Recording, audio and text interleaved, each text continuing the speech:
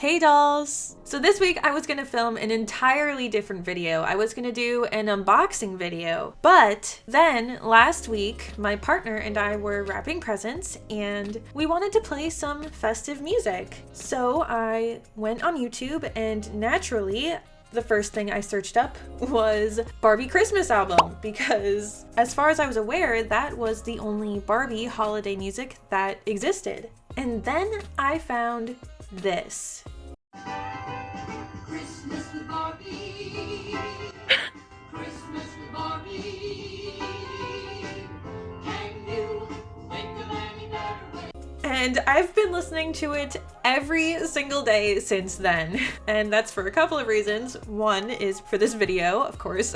Two, because I fell in love with this record. I think I listened to it at least 3 times within the first 24 hours of me finding it. So yeah, I really like this record. Honestly, I can't believe that I just found it last week. Because when I was younger, I used to scour the internet for weird, obscure vintage Barbie music just for fun.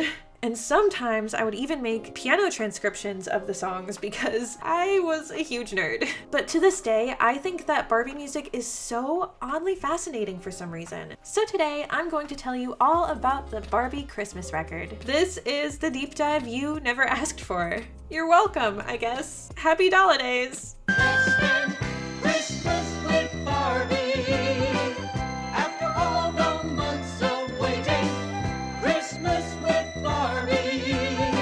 The jubilant, upbeat snippet you just heard was part of the first track, Christmas with Barbie. Isn't it so cute and wholesome? This 1981 vinyl from Kid Stuff Records was written and produced by John Braden. It includes 6 songs, and between most of the songs, there's also spoken storytelling, which that kind of caught me by surprise at first. Hi, everybody. This is Barbie. We all know that Christmas is a special holiday. I don't know, I guess I just wasn't expecting Barbie to introduce herself after the first song. This is also where the main plot of the record is introduced. I guess now would be a good time to read the official description of the record. Spend a joyous Christmas with Barbie and Ken in this modern musical retelling of the Nutcracker Suite. In Barbie's dream, she is transformed into a beautiful doll under the Christmas tree. When the toys come alive, Barbie and Ken are swept away on an adventure to the stars. They travel to Arcticana, a frozen planet, where they are trapped by the wicked Snow Queen. How they escape this icy world and return home safely makes for a fantastic adventure. You will love the songs, excitement, and holiday fun of A Christmas with Barbie. Cute! So after Barbie greets us, she sets the first scene. She and Ken are putting presents under the tree. Well, Barbie, do you think Scott will like this gift? It's a toy rocket with an astronaut inside. I completely forgot that Scott existed. He was one of Skipper's old boyfriends back in the day. But as far as I'm aware, he wasn't around for very long. And how about this gorgeous doll I found for Skipper? Wait a minute. Hold on. So she got Skipper a doll. I don't know, that seems a little bit odd, in my opinion. But I'll go with it. Barbie and Ken decide to leave these 2 toys unwrapped so that Skipper and Scott see them first under the tree on Christmas morning. Then Ken leaves for the night. And they make sure the listener knows that Ken leaves for the night, which I think is pretty funny, honestly. I think I'm gonna start home. I'll see you tomorrow, Barbie. Bye. Good night, Ken. Barbie goes to sleep after opening her window to let in some fresh air. And this is when her dream begins. I know I was still asleep, but I remember opening my eyes and looking around the room. I was downstairs in the living room under the Christmas tree. And the strangest part of all is that I was very small. In Barbie's dream, she turns into Skipper's doll. Kinda weird, all things considered, but hey, I'm here for it. Anyway, Barbie isn't alone under the tree. All the other toys around her have come to life as well, including the astronaut included with Scott's toy rocket, otherwise known in the dream as Captain Kenneth. Yeah, it's Ken. Ken's in the dream too. But in the dream, Barbie has never met Ken before. Captain Kenneth. I'm sure I know him from somewhere, but I can't seem to remember where. Obviously, this doesn't make any sense, but that's kind of the point, because it's a dream, so that's not a bad thing. Anyway, the nearby toys introduce themselves, and then they move on to the next song. This is too good! Okay, hold on.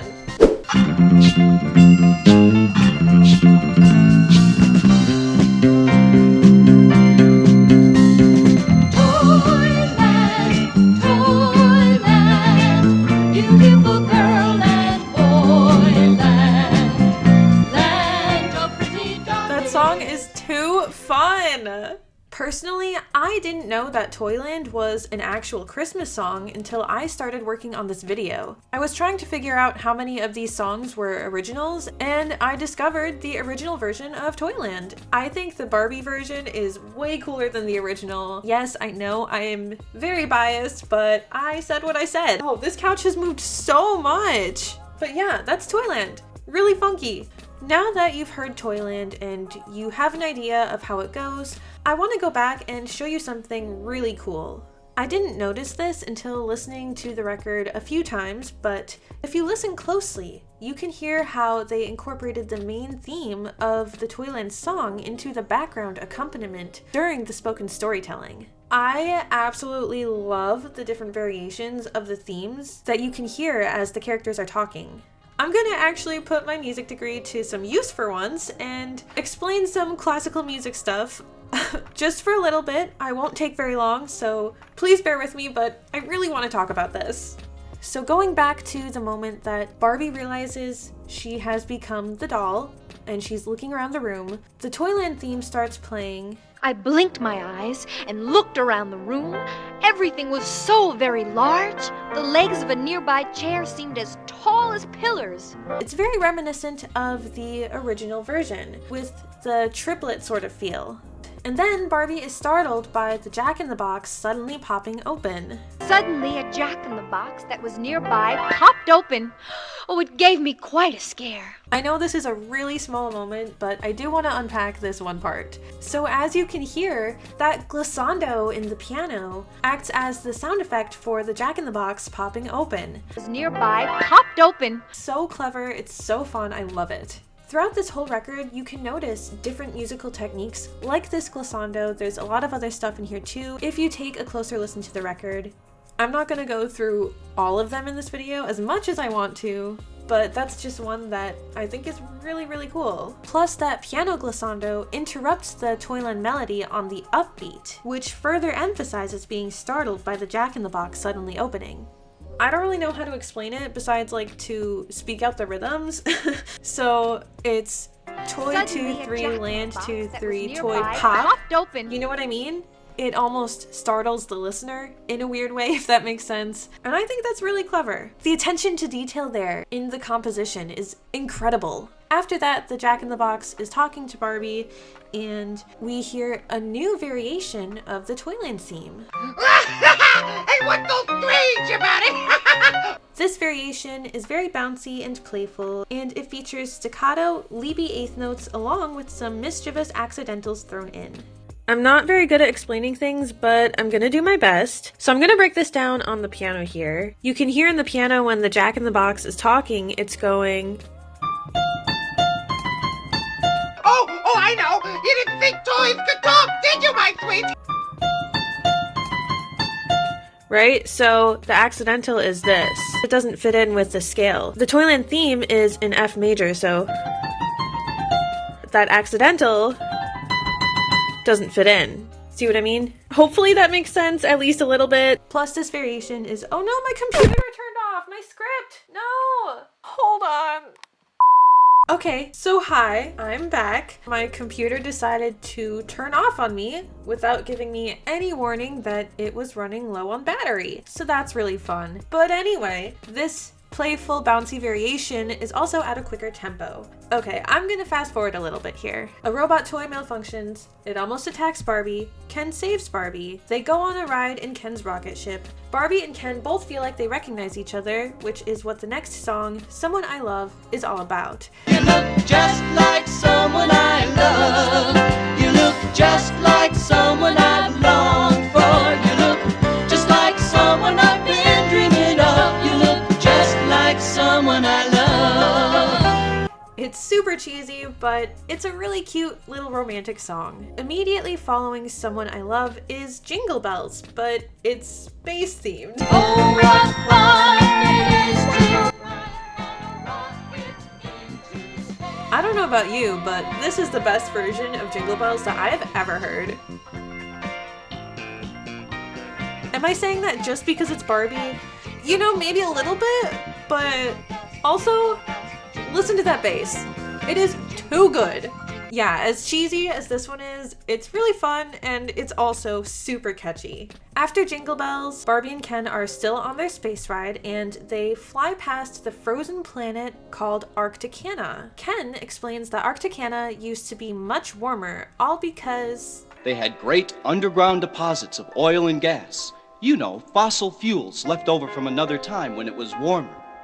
But rather than conserve them and use them wisely, the people wasted their fuel on large cars and overheated buildings, till one day they just ran out.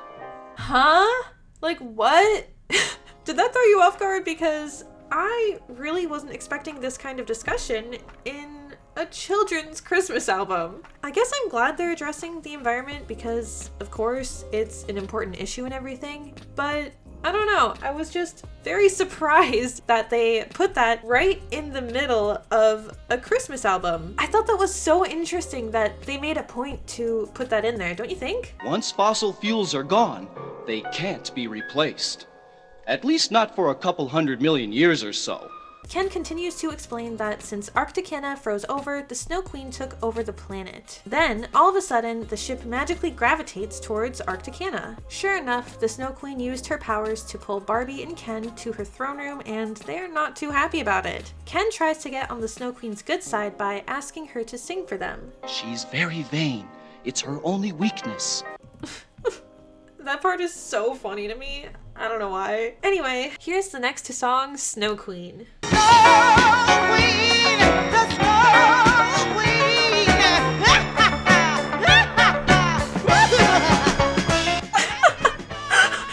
so good for no reason.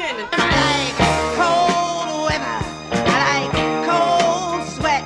This is me running in the winter. This is me when I'm running, trying to convince myself that I like being cold.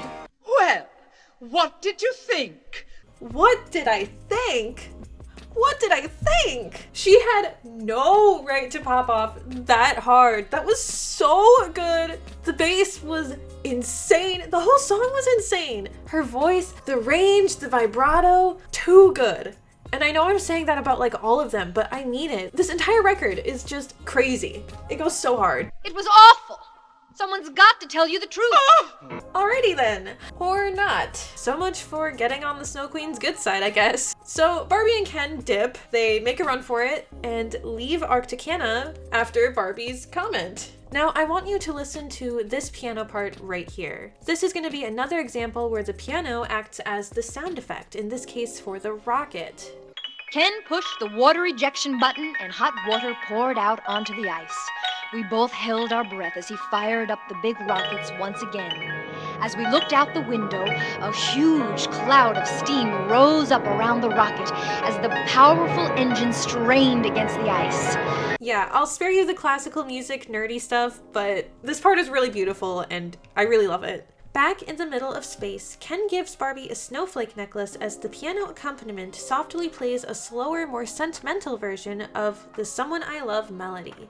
Moments later, the rocket malfunctions. They're about to crash when Barbie wakes up from her dream, back to normal of course, and it's Christmas morning. The record ends with Barbie, Ken, Skipper, and Scott around the tree opening presents. Skipper and Scott love their gifts, and Ken gives Barbie a snowflake necklace exactly like the one in her dream, and they all live happily ever after and stuff. It's very wholesome, it's cute. Finally, the record ends with a reprise of the first song, Christmas with Barbie. Christmas with Barbie. Christmas with Barbie. And that wraps up Barbie Christmas.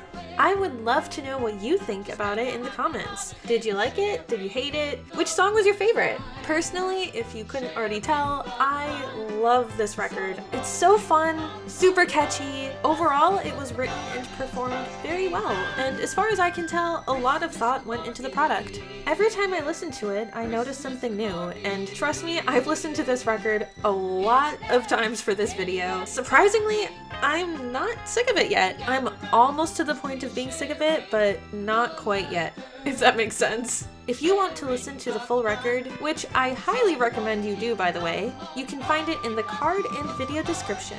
But yeah, that's about it. Thank you so much for watching this random last-minute deep dive video. Don't forget that for the Dollidays this month, I'm uploading 2 videos a week. 1 video every Friday as usual and a bonus video every Tuesday. So subscribe if you want so you don't miss any uploads. Also check out my YouTube original series Mind Games and follow me on Instagram at MillieWillowsDoll as well as Twitter at MillieWillows59, and I will see you in these videos right here. Bye! Christmas.